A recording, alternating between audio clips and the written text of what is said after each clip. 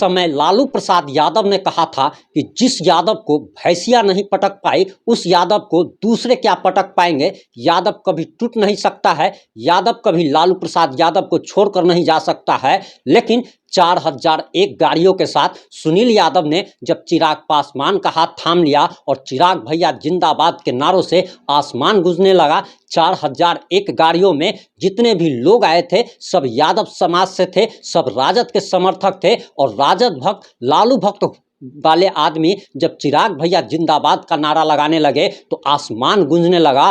और अब लालू प्रसाद यादव को खंड खंड तोड़ने रहे हैं और चिराग पासवान ने ये जिम्मेदारी अब अपने ऊपर ले ली है कि लालू प्रसाद यादव की पार्टी राजद को खंड खंड तोड़ देना है। और जिस यादव को लालू प्रसाद यादव बुर्बक बना करके रखना चाहते थे, अब वो यादव समाज शिक्षित हो चुका है, आगे बढ़ चुका है, जात पात से आगे निकल चुका है। और वही यादव समाज लालू प्रसाद यादव और तेजस्वी यादव को उनकी हैसियत दिखाने लगा है। और इस 3 से 5 मिनट की रिपोर्ट में हम तमाम बातें आपको बताने जा रहे हैं कि किस तरीके से चिराग पासवान ने लालू प्रसाद यादव के पूरे पार्टी को ही नहीं बल्कि उनके एक वोटर बैंक को तोड़ दिया है। और चिराग पासवान वो व्यक्ति है जो बिहारी फर्स्ट की बात करता है। और आखिर 3 से 5 मिनट की रिपोर्ट में हम तमाम बातें आपको बताने जा रहे हैं कि चिराग पासवान ने किस तरीके से लालू प्रसाद यादव को पूरी तरीके से बर्बाद करने की कसम जैसे खा ली हो।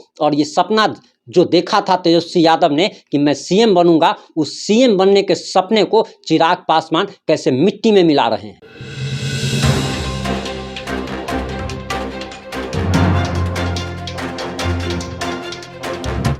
नमस्कार, मैं प्रिंस कुमार सिंह और आप देख रहे हैं पॉजिटिव इंडिया। अगर अभी तक आपने चैनल को सब्सक्राइब नहीं किया है तो खबरों से अपडेट रहने के लिए कृपया चैनल को सब्सक्राइब कर लीजिए। और जो लोग ऑलरेडी कर चुके हैं उन तमाम लोग को सही हृदय धन्यवाद।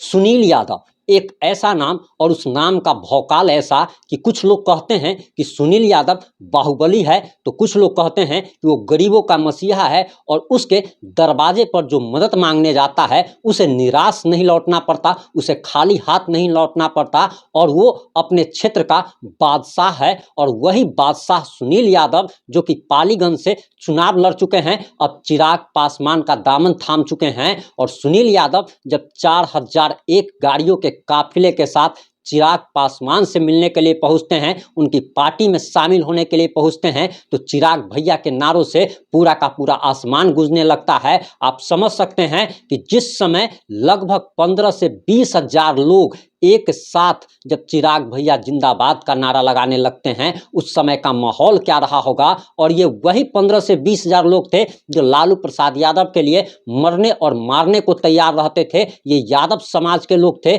जो कि चिराग पासवान को देखना तक पसंद नहीं करते थे। और सिर्फ चिराग पासवान ही नहीं, लालू प्रसाद यादव के अलावा ये किसी को भी नेता तक नहीं मानते थे। और वही यादव समाज के 15 से 20 हजार लोग जब 4001 गाड़ियों के काफिले के साथ चिराग पासवान की पार्टी को ज्वाइन करते हैं और उस समय जब सुनील यादव पत्रकारों को संबोधित करते हुए कहते हैं कि अब यादव समाज शिक्षित हो चुका है और लालू प्रसाद यादव चाहते थे कि यादव समाज जो है वो सब दिन अशिक्षित रहे, भैंसिया पोसे और दरअसल भैंसी का दूध दूहे और दूध दूहने में ही उसकी आने वाली पीढ़ी का भी जिंदगी गुजर जाए, लाठी में तेल पिलाए और लालू प्रसाद यादव और उनके बेटे को सत्ता में बनाए रखे। और ये सिर्फ और सिर्फ वोट लेना जानते हैं। लालू प्रसाद यादव, तेजस्वी यादव ने कभी यादवों का भला नहीं किया और इनके राज में सबसे ज्यादा यादव मरे। ये बात सुनील यादव ने पत्रकारों से बात करते हुए कहा। वहीं उन्होंने साफ साफ कह दिया कि जाति पाति का बंधन अब टूट चुका है और यादव समाज अब शिक्षित हो चुका है। यादव समाज भी दूसरे जातियों की तरह आगे बढ़ना चाहता है, फ्रंट लाइन में आना चाहता है। और उन्होंने साफ साफ कह दिया कि बिहार फर्स्ट, बिहारी फर्स्ट जो चिराग पासवान का जो स्लोगन है, चिराग पासवान का जो नारा है, उससे सिर्फ युवा ही नहीं बल्कि हर जाति हर धर्म के लोग जुड़ रहे हैं। और चिराग पासवान का हाथ उन्होंने मजबूत करते हुए साफ साफ कह दिया कि बिहार में अब चिराग पासवान ही सीएम बनेंगे। वहीं आपको बताते चले कि जिस लालू प्रसाद यादव को प्रधानमंत्री नरेंद्र मोदी नहीं पटक पाए, उस लालू प्रसाद यादव को अगर किसी ने पटक दिया तो उसका नाम है चिराग पासवान, और वो नरेंद्र मोदी के हनुमान कहे जाते हैं। और उसी चिराग पासवान ने लालू प्रसाद यादव को उनकी हैसियत दिखा दी है और लालू प्रसाद यादव के कुनबे को पूरा का पूरा तोड़ दिया है। और सिर्फ इतना ही नहीं,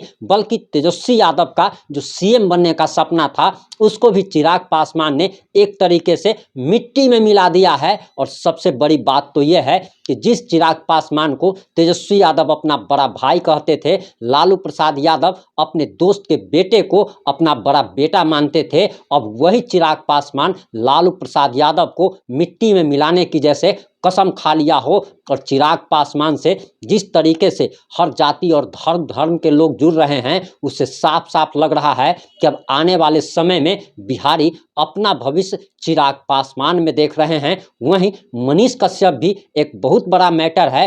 और सबसे बड़ी बात तो ये है कि मनीष कश्यप 2024 का लोकसभा चुनाव हो या 2025 का बिहार विधानसभा चुनाव हो, एक बहुत बड़ा फैक्टर बन के उभरेगा। और ये बात इसीलिए कही जा रही है क्योंकि जिस प्रकार से केंद्रीय गृह राज्य मंत्री नित्यानंद राय ने साफ साफ कह दिया है कि अब पत्रकारों पर एनएसए नहीं लगेगा। जो राष्ट्रवादी पत्रकार हैं, जो देश के लिए काम करते हैं, देश की तरक्की के लिए काम करते हैं, उन पत्रकारों पर कभी भी राजद्रोह का केस यानी कि एनएसए नहीं लगाया जाएगा। और इसके साथ ही साथ उन्होंने साफ साफ कह दिया कि अब पत्रकारों के हितों की रक्षा के लिए आयोग का भी गठन किया जाएगा। इससे आप साफ साफ समझ सकते हैं कि ये किस पे इशारा था। ये मनीष कश्यप पे इशारा था, ये तेजस्वी यादव पे इशारा था कि अब कोई भी सरकार किसी भी पत्रकार पर जानबूझ करके एनएसए नहीं लगा सकती, दुर्भावना के ख्याल से उसे फंसाने के लिए राजद्रोह का मुकदमा नहीं दर्ज कर सकती।